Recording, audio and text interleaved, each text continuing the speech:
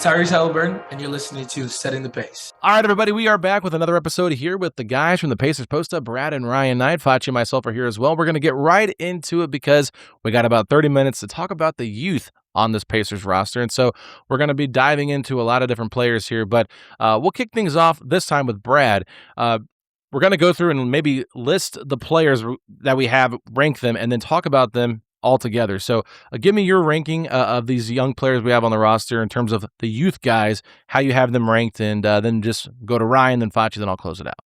Yeah, listen, this is going to be a lot of fun. We spent last episode talking about some familiar names, Halliburton, Zubac, Siakam, all the guys that are going to carry, presumably this roster to hopefully a championship here in the next year or two. But there's a lot of interesting guys at the end of this roster that, frankly, I think I'm very curious to see how split we are amongst the four of us, because there's a lot of different directions that you could take this, Alex. Mm-hmm. I'm just going to give you my rankings, 1 to 7. We have 7 guys on this list that are the youth, kind of the young guys on the roster. I start with 7th, Ethan Thompson. Okay, this is a guy that, frankly, could be a two-way casualty depending upon how things fall. He's a guy that I like. I think he's a great G League player. Obviously, has proven that, a high-level G League player, and has had moments, I'll say, in the NBA, but he's 7 for me. 6, Braden Smith. All right. And the reason I have Braden at 6th,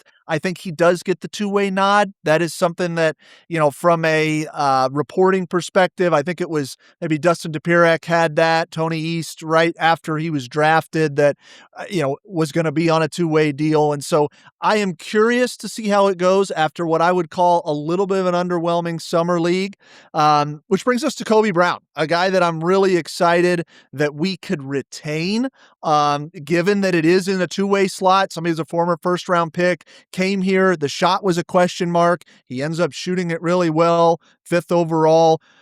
Then it brings me to Slaw Dog, Jalen Slawson, who, you talk about if Braden Smith's summer league was underwhelming, Slawson was certainly very encouraging from not only a scoring perspective. You guys had the phenomenal interview with Chad Buchanan, talking about how he may be second in the world in chase down blocks. It's elite athletic traits that this guy possesses. So I've got him at 4. And then my top 3, I'll just give you the rationale here briefly. I'm looking at this like, okay, of all of these 7 guys, who can factor in this 2 to 3 year title window? Who can play an 8th, 9th role on this team? Because frankly, our top 7 are set. We signed Kelly Oubre, if you want to call him number 8. So to me, it goes Shep, Jarus, Furphy. That's 3, 2, 1. I've got Johnny Furphy in the top slot because I think his fit in this team, energy, effort, hustle, motor, all the things that you hear Rick Carlisle just preach constantly. He showed that at the start of last year, and I think he fits what we are trying to do. Jarus, I love, but there's still so many question marks. And for Shep, the ceiling just isn't as high as the other 2. I love Ben Shepherd. He shot 40% plus over the last 50 games last year. If that is real, then he should be playing minutes for this team. I'll pass it to you, Facci. I know we're trying to go kind of quick, and then we can unpack all of this. How did you see it breaking down? Similar in many spots. At number 7, I got Ethan Thompson. I feel like Thompson has, unfortunately, maybe the lowest ceiling out of this group. Yeah, you said two-way casualty. It's looking like it might be that way unless Braden Smith is being upgraded to a standard contract. It's really the only way that I see Ethan Thompson, being a member of this team. 32 games last year with Indiana, made 13 starts. Great experience. Would have loved to have seen him out in summer league with the Pacers. He was playing in FIBA, Puerto Rico.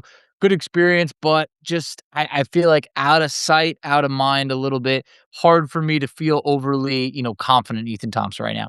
At number 6, I got Braden Smith. Underwhelming summer league. It's one way to put it. It was just not what you really wanted to see. He looked small out there. We already knew that, that he was, sub 6-footer. But I felt like not drafted to be a scorer, but the scoring wasn't there. Shot about 26% in summer league.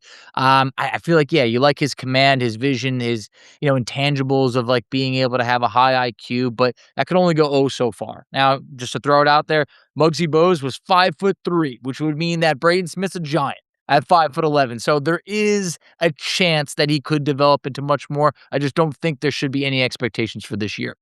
Then moving up, this is where I struggled. I went back and forth, back and forth. I didn't want to be a prisoner of the moment, but this is where I had Jalen Slauson. I don't think someone could have had really a better summer league. I felt like he looked head and shoulders above the competition, but the competition just wasn't that great. And the players alongside him weren't necessarily jumping off the page either. So I feel like for Slauson, he proved he's absolutely 100% deserving of being a two-way player.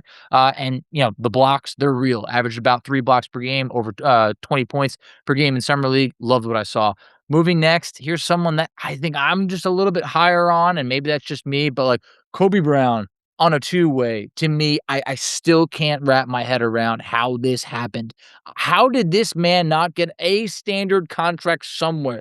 The Brooklyn Nets couldn't come knocking. I feel like this is someone who could have played solid minutes for an underwhelming team. So Kobe Brown on a two-way, it leaves like that, want to see more. Is the shot real, like you mentioned, Brad? I don't know. 43% for three last year. To me, hey, I want to see more of it. So I'm hoping that he has an opportunity to show a little bit more.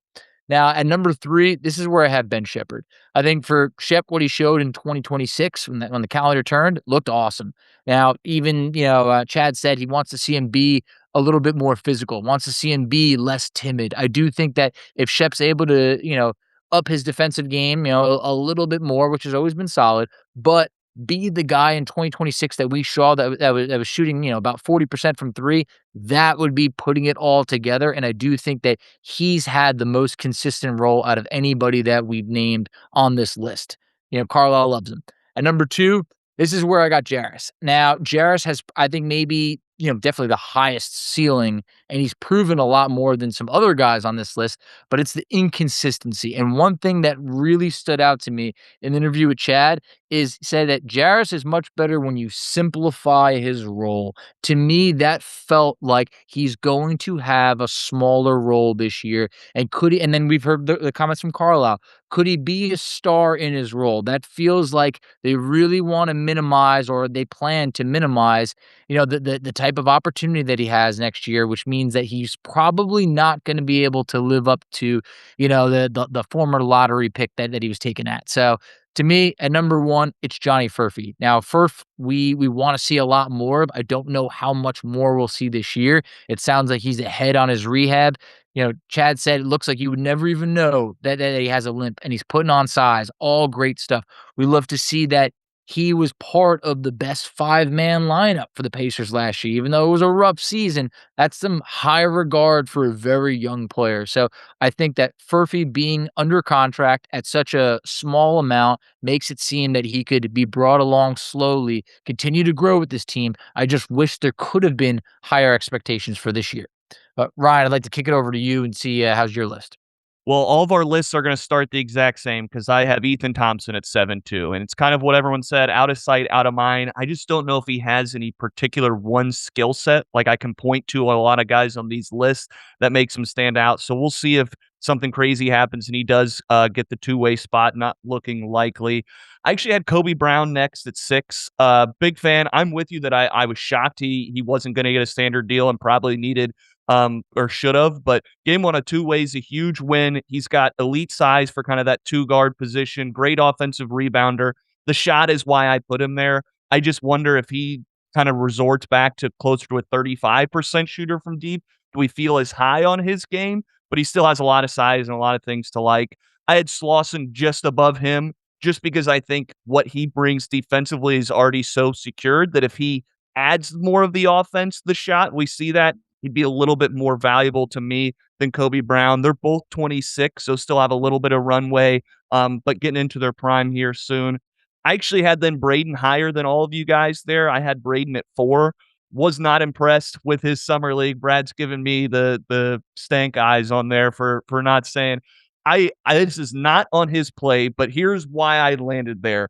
One, if we're talking about elite, or not stats, but at least attributes on these guys, when I look down the list, Braden, you can talk yourself into as an elite playmaker. We know the numbers in college and what he did at Purdue.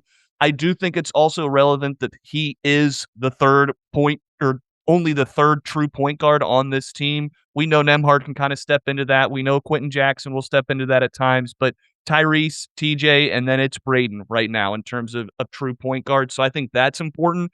And when I look at the runway of what he's got, I think the Pacers really want to mold him to be, the next guy off after TJ McConnell. That's the least hot take I think anybody's had on any podcast, but that does seem to be where they want it to go. And then we do kind of get into these guys, the top 3 that I think are going to play. And I had in reverse order, I think almost like everybody else, Shepherd, Walker, and then Furphy at number 1. And Shep, just the ultimate role player. I think there's a really good chance that he ends up signing like a 4-year deal for cheap money next season, and we keep him almost through his 30s, and he just kind of lives as that 8th or 9th man on this roster. Walker, we'll probably talk about him as much as anybody throughout the season in terms of fit, potentially trading him at the deadline. I told Brad this on our podcast after listening to you guys talk about Chad. His comments to me actually kind of felt down on Walker without it actually being directly down. Obviously, he's not going to come on and bash a player, but when he started talking about guys like Shepherd and Furphy, he kind of lit up, and Walker was kind of like putting him in a different bucket, like, hey, he's got to learn how to do these things. He just has to become much better on the defensive end, and until that turns around, he can't pass Furphy at my number 1 spot. And I think it's a lot of, credit to him that Furphy's going to be one on at least 3 of our lists coming off an ACL, but that's how impressive he was. And I got to sit courtside one game last year, and the biggest takeaway I had was how tall Furphy really was. Like, he was standing next to Tony Bradley and looked every bit as tall to him. Now, obviously, Bradley had a little bit more size on him, but he really is one of those guys. The way he was playing defense could almost guard, saying it with a stretch here, 1 through 5. I know that's probably not, but smaller 5s, not as quick guards. His offense, I think because his defense was so good, probably got a little overshined in not a great way. He didn't have a lot going. He was not asked to do much. He was the 5th guy. The shot wasn't really there, didn't create a lot of separation. But if he can add that shot, just hitting open 3s for him and playing the defense he did last year and taking a step there is just going to be a runway for this guy to be a Pacer for a long time. So, Alex, it's taken a while to get back to you, but where's your list at? Yeah, so, I'm actually going to go against the grain here, and I'm not going to have Ethan Thompson 7. I actually have Braden Smith 7, and the reason why is because, number 1, he's unproven. Number 2, he's 5'7", 5'11", whatever he is. I'm kidding about 5'7", but that was Yuki Kawamura. He's 5'11", but he's very, very thin, and, it's just not normal for guys like this to really, flourish and be great. And so, especially being a little bit of an older college guy as well, that's not super athletic. While I do like that, he could become the next TJ McConnell, like, okay, let's see if that's what happens. That's really hard to do. And I think TJ is more of an anomaly than people actually want to give him credit for. So I have Braden 7. At number 6, I have Ethan Thompson. And the reason I have Ethan above him is just Ethan's better. We've seen it. Like, Ethan was the leading scorer on the Puerto Rican national team. Like, they actually won a game in FIBA play. You think Braden Smith would be leading a team in FIBA play? Absolutely not. And like we saw Ethan Thompson, he has the size. The problem with Ethan right now is he's on a team that's got a lot of players ahead of him at that same position. So that's what makes it difficult for them to kind of justify, hey, we can keep Ethan at the, the 2-way spot over Braden, but is he ever going to see the court? Because you've got so many guys that can play above him. And then I have Jalen Slauson at 5. And I think part of the reason why I have Slauson at 5 is because I think that there's potentially more value for Kobe Brown above him moving forward. The only reason why I say that is because I still see some redundancy between Slauson and Furphy. And we all have Furphy number 1, a spoiler for me. So it's like they kind of feel like they're very similar in the same role. Like they're going to play more of the 4 and maybe even some small ball 5 at times. We saw Slauson was doing that a lot for the Boom last year. And I don't really know if like it makes sense to keep Slauson around, especially with Furphy being out and having someone that can kind of play that backup forward spot, even though there is a Larry Nance Jr. on the roster that can play 4 and 5, like what Chad said. But, Slauson, he's just so aggressive. He works so hard. It's hard not to love him. But the 3-point shot that Kobe Brown developed, like it really just makes a lot of like excitement for fans, because it's like if he can just be like a depth wing that can hit threes and give you that big rebounding size, you're going to get that consistently. And then I have Ben Shepherd at 3 just because the ceiling, it's just lower than Walker's, no matter how you put it. Even if you think Shepherd's more consistently valuable to the Pacers than what Walker gives you, the ceiling for Walker is just through the roof. Like, he can become the best player on this list if he would just hit all those marks and stay with it consistently. But the problem is, like you said, Ryan, the way Chad kind of talked about him, like, it was very funny because like one of the things that stood out to me the most from that interview, we'll talk about this on another podcast, Facci and I will, was just the OG Anunoby, like, can you be our OG Anunoby? And it's like, that to me was like, okay, like they believe he can be that level of player, or is this like here's a sales pitch? If anybody listens to this, hey, this is our OG Anunoby potential. Like, hey, you want to trade for him? Because if they do trade his contract, they would become under the luxury tax, which is just very weird to me that that's how close they are. But a Walker trade for something less could get them under the luxury tax. And this is a team that has avoided the luxury tax for 25 plus years now. And then, Furphy, just the way that Chad lit up about him. And it wasn't just like can he become our OG Anunoby? It was like, oh, he does this, he does that, he does this. He fits into our ecosystem. He's we're really, really high on him. We're really, really big fans in this house. And it's just like, okay, like that was a glowing endorsement of somebody that they really believe in.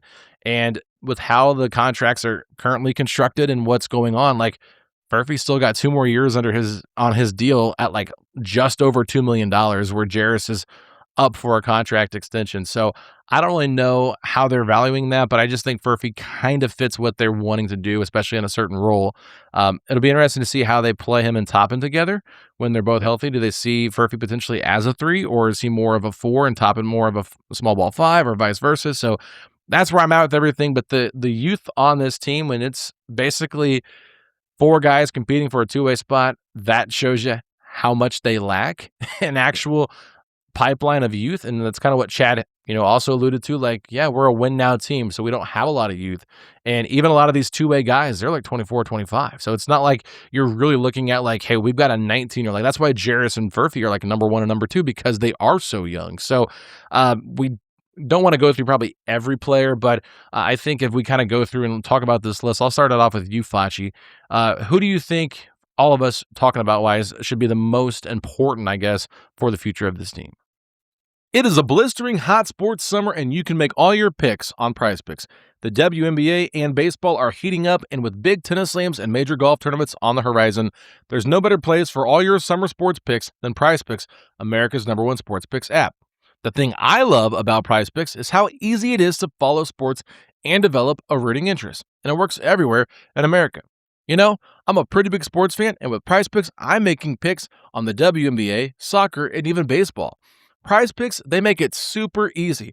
All I need to do is pick more or less on 2 to 6 player stats, then I submit my lineup and I can follow along with the progress right there in the app. And with their new blended lineups, I can add a winner, spread, or total pick on top of my player picks for even bigger payouts. It makes watching the games even more exciting when every goal and every pass could win me money. Now look, the biggest stars in women's basketball are in the heart of their season, and there's no better place to run your game on the W than Prize Picks, America's #1 sports picks app. We've got MVPs raising their game to new heights and a rookie class ready to take over, all while teams like the Indiana Fever are fighting for playoff positioning. So make a lineup with player stats, pick game winners, spreads, or totals, and combine your picks in the same lineup, all on Prize Picks, now available in all 50 states. Download the app today and use code PACE to get $50 instantly in lineups when you play your first $5. That's right, download the app today and use code PACE to get $50 instantly in lineups when you play your first $5. Prize Picks, America's #1 sports picks app.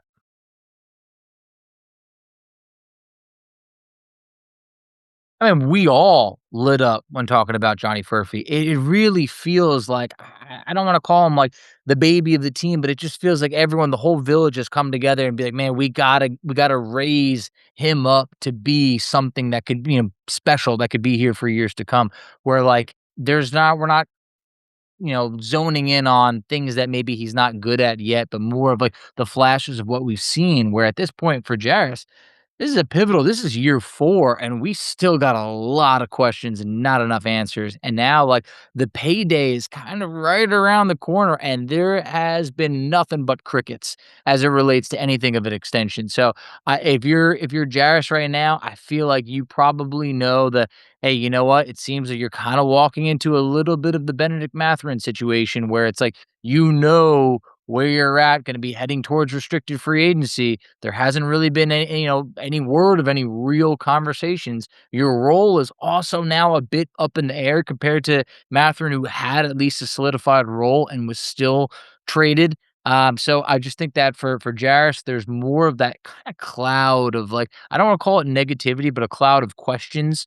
Where for Furphy, there's that, hey, you know what? Even if we unfortunately didn't see him this year, there would still be a lot of excitement for when he comes back. Where I feel like for Jarus now, like you want to see more, but you know you're not going to get to see enough. I think everyone else has some questions about maybe their role and more in the two-way. And I think that based on the conversations that we've had, oh man, I don't remember if it was, I think it was Ryan who mentioned that, like, I wouldn't be surprised if Ben Shepherd did sign that team friendly deal at some point and is with this team because it's more of a consistency type of like, you know what you're going to get. The expectations aren't too high. It's never going to be flashy. He could star in his role. He could give you 10 to 15 minutes where it's good. He doesn't mess anything up. If the shot is on where we know that's been a little bit hit or miss, if it's on, what more could you really ask for from a guy like Shep, who maybe could be in that $5 to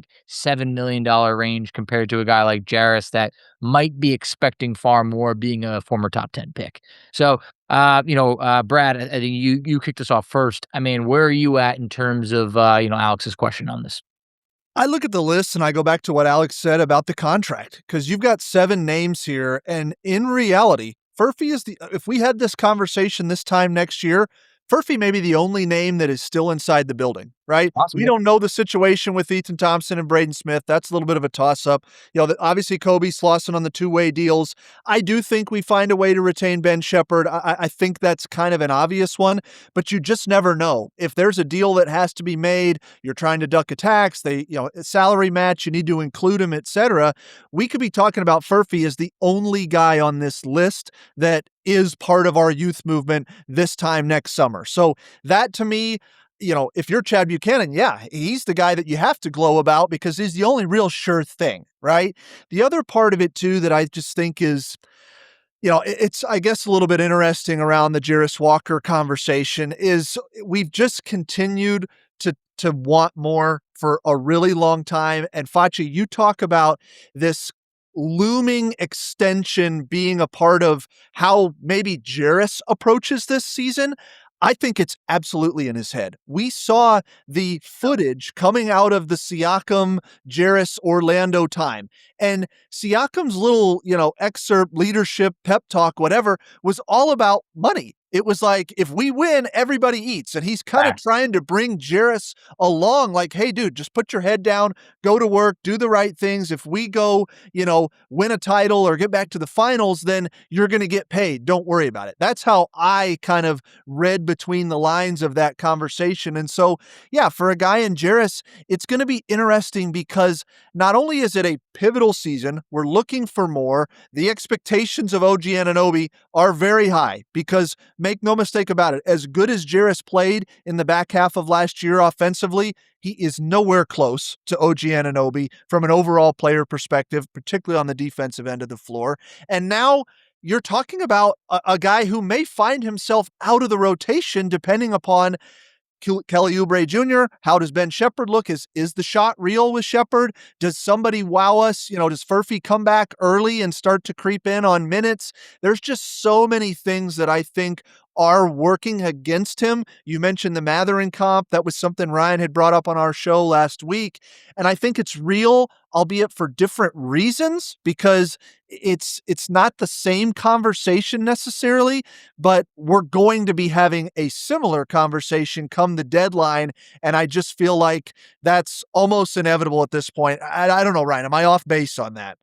No, the whole aspect of last year's season for Jarus Walker was to prove that he had a role coming into this season. And we are still talking about that he likely day one might be out of the rotation. There's a real argument that it's TJ, Shepherd, Oubre, Obi, and then Huff coming off the bench game one. And he's not even at a role, which kind of then what does that do for his trade value as we go into the season? Because if we do want to move him, is he even getting minutes? Is it spotty minutes? Does a team want to buy into that? Is he just salary filler at that point? We're attaching other assets to it. So I wished we could say Jarus had taken the steps to definitely earn a solidified, role, at least just 15 minutes a game, but he's not there. And it's largely because you worry about putting Jarus out there on the defensive end. He got picked on a lot. Teams were obviously targeting him. And when you compare him to a guy like Furphy, it's the opposite, where you're probably putting him on the best guy, in that role, whoever that bench guy is, or if he's playing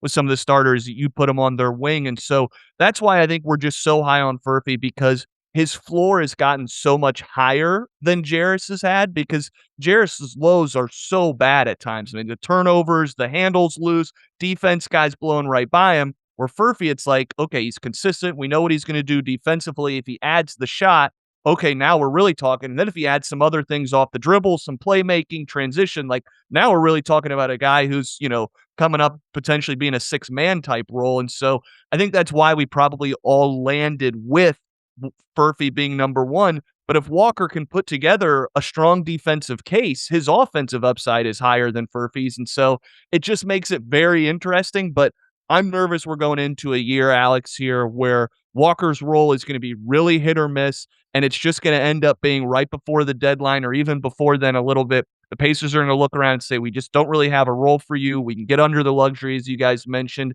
and we'll end up being part of some deal to potentially bring in other youth or a win now piece. Well, and it's just, he's got the most tradable contract right now, too, Yep. as well. It makes the most sense. And, I've had people say, why are you so down on Walker? Why do you not believe in Walker and things like that? And it's just, I try to just look at things from a different perspective, I guess, than just like, we drafted him 8th overall. Like, this is a guy that's a lottery level pick. He's a part of our youth movement because this is a team that's trying to win now. And I think if you were trying to develop, like, sure, last year was great. Like, what he did the last 3-4 months of the season, that was spectacular growth. We saw him take his first charge. We saw him have like a nasty dunk where he ended up getting hurt after that play. But the problem is Johnny Furphy was doing that from the moment he hit the court. And when you've got a player that's behind you and younger, outplaying you, like the fact that they had to play Jeremiah Robinson Earl, a guy on a 10-day contract, at a starting spot over you because you lost your spot when the team was, derailed by injuries, like that is just not a good sign of confidence from the coaching staff or the team moving forward. And look, he did turn it around. So I do want to give him the benefit of the doubt there. But as much as we like Jarus and as much as we believe in his potential, that's all it is at this point. It has not been proven. And like you said, it's only going to be more difficult on a win now team. And I think similar to the Benedict Mathurin conversation, like it does feel like it's just going to be that on repeat all season long because, at least with Mathurin, like he was going to start this year. He was going to have a bigger opportunity and Carlisle's like, we can't afford to keep him. Well, what's his contract even going to be right now? Restricted free agency is all but dead. And players can't really find teams to give them the offer sheets. And so now you're getting these discount deals that are rubbing teams, rubbing players and agents the wrong way. And now you're sitting here trying to figure out how do we come to an agreement that doesn't feel like it's a slap in the face for a deal and it doesn't, hurt our relationship moving forward. And I think that's kind of where Jarus might end up being at. But if the Pacers can get an upgrade over Walker and Shepherd in a trade, I think they have to really strongly consider it just because of how they're currently built. But at the same time, I don't know what they're thinking, but if they feel like Shepherd can give you close to what Jarus is giving you, trading off Jarus to get under that luxury tax, Facci, I hate to say that because I hate when I hear like, oh, the team's cheap, because that's what it is. It's a cheap move, but it's like it would not surprise me whatsoever, Facci, if they decide to go that way because they have this glaring thing staring right at them, and it's like they can potentially make more moves next offseason if they do move off of Jarus and then have all that room to kind of use between the first apron and being a non-tax-paying team. It's the unfortunate reality. Anyone who's been around this team long enough knows that's like with the Pacers, history unfortunately repeats itself. It's like we said, it's about 25 plus years or so not paying the tax. I know, right now, Alex, you pointed out the chat, hey, we are a tax team right now, but that might not be the case in the end. And yeah, you guys mentioned it. It's like you look at this top 8, 9, whatever amount of players it is, and those guys seem a little bit more established in their roles, and it just feels like the way that the Pacers have been so guarded of their core 7 or so, core 8, it feels like Jarus's contract is the one that, even if it's unfortunately not to bring in a better player, is just a way for the franchise to be able to save money. I hope that he's able to prove enough to say, you know what, maybe this is the year that is worth paying the tax. It's just hard to envision it in a far more minimized role. He had the golden opportunity last year in a season where everybody went down, and he unfortunately didn't seize it. I think it's never going to get better than what that type of opportunity was here, because 6 words: I'm trying to win a championship, man. All right, that's what we're looking for. I got to throw the man in there because it's like the exclamation point. This isn't about like, whoa, we drafted him early. We've had 3 years to try to figure it out. We still don't have those answers. At this point, we can't keep kicking the can down the road. You can't give him a contract hoping he's going to become someone else. Unfortunately, I think this is a change of scenery could be the best thing for him, because one of the things that Chad said in there was that his confidence got rattled a little bit early on. And from a mental standpoint, that's where he has a big opportunity to kind of take that growth. That's hard to do if you're not having the playing time to back it up. So just to kind of wrap this up and put a bow on all this, I'm just going to go to each one of you. I want to get your guys' prediction on who is on this team next season. So we'll start with you, Brad. You mentioned Furphy might be the only one, but if you were to guess who is on this roster for next season of these 7 players, who do you got? And obviously you mean past next season, right? You're talking about... I'm talking about not the 26-27 season, but the 27-28 season. Sorry, this thank you time for next clarifying. year, we're talking about this. Yeah, and I've got a cat coming into the frame here. Bruno, Let's do it. Get out of the way. Bring it on. 5-man show. Yeah, listen. So I'm going to go Furphy. Obviously, we mentioned under contract already. I do think that this front office, and particularly Carlisle, the coaching staff, they like Shepard. I think we find a way to retain him on a team-friendly deal. And I know, Alex, this is your 7th guy on the list. I think we're going to still have, whether it's two-way or whatever, I think Braden Smith has a little bit of a longer runway. It's a position of need. It's worth trying. If there's anything there and you're trying to develop a third-string point guard, I guess you retain him. Now, they could bring in a veteran. There's a million things that could happen, but I would put those 3 guys down. Okay. Ryan? I have almost the identical list. Furphy, Shepard. I have Braden on there as well. And then I'm going to put Slauson. I think next year we might be talking about Slauson as the 15th or 14th man on this roster. So, Facci, what about you? I got the same list as you. I think Jalen Slauson could be the next Quentin Jackson in terms of like the two-way guy that fought the uphill battle, that manages to land a standard contract. And I did have Kobe Brown higher on my list, but there's just something about Slauson that I just feel like it looked like the ceiling was higher. The peak could be higher. I just want to see it against more NBA competition. So I got the same list as you, Ryan. Okay, I'm going to be the one that's different, of course, because that's what we do. So the reason I would say Ethan Thompson. Don't give it. I'm not putting Ethan Thompson on this list. Now, what I will say, I do think Braden Smith being on this team next year does depend on what type of contract he gets. If he gets a standard contract similar to Cam Jones, it could make a lot of sense to move off of him just based on where they're going to be at from a financial standpoint and what they want to do. So that is just something to keep in the back of your mind. But I do believe that if they do bring him on a two-way deal, he's here next year. I definitely think Johnny Furphy is here next year because he's still under contract. And with Shepard, it's really a toss-up for me on Shepard. I think he's not going to probably make a ton of money in the open market, and I think you guys are all right when you're saying a team-friendly deal.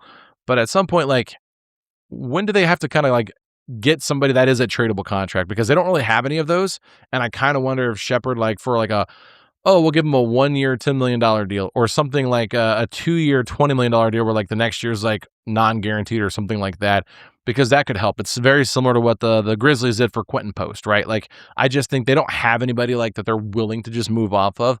And if you're just like bringing all these guys in on these small contracts, now you're like, well, we can offer you 3 players for less than $10 million for this. It's like, that's just not great. So I don't know what that number is, but I think that does matter a little bit. And then I'm going to actually say I think Kobe Brown is on this team over Jalen Slauson just because of the three-point shooting. Like I mentioned earlier, the reason I had him higher on my list, I think Facci had him higher as well than Jalen Slauson. And once again, not to reiterate the same point, but just a little bit too much redundancy there with Furphy and what he brings to the table. Just having a floor spacing wing that can guard 2 through 4, and probably has a little bit more offensive game to him with how this Pacer team wants to play.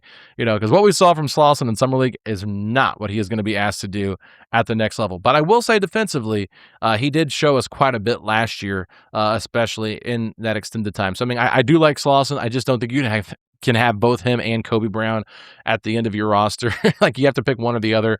And I just think the Pacers, if Brown can keep that 3-point shooting up, will value that. But going to wrap it up here. I know, Brad, you're kind of the man that kind of lands the plane for your guys' podcast over there. So go ahead and let everybody know where they can find you guys and talk about your giveaway as well.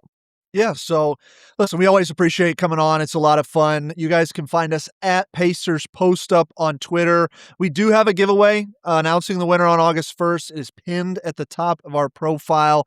Giving away a pair of the Hibiscus Halle 1s, kind of the pink colorway, if you will, to celebrate our 2,000 followers this month and the fact that I just became a girl dad. So go check us out. Give us a follow. We'll be doing that. We haven't really figured out how we're going to do it. Ryan and I, what you'll come to find if you do listen to us, we're fans. We like to have fun. We'll figure out something. We'll throw it together at the last minute and hope you guys enjoy it. But now, Alex and Facci, always appreciate you guys having us on. It's a lot of fun. I entered the contest. I hope I can still win, even though I'm a friend. If you entered, we're throwing you in. It's the wheel of names, brother. We'll see how it comes out. I'm going to throw in an entry as well. You know what? I'll test my luck out. That's right. All right, Facci. Well, you know how we end this show. We didn't do it on the last one, but Facci, I know you got a little pep in your step after talking with the guys from the Pacers Post Up, but if you're hoping the Pacers can continue these great off-season workouts, getting healthier, getting stronger, and getting ready for the season, hit us with those 3 words. Let's go, Pacers.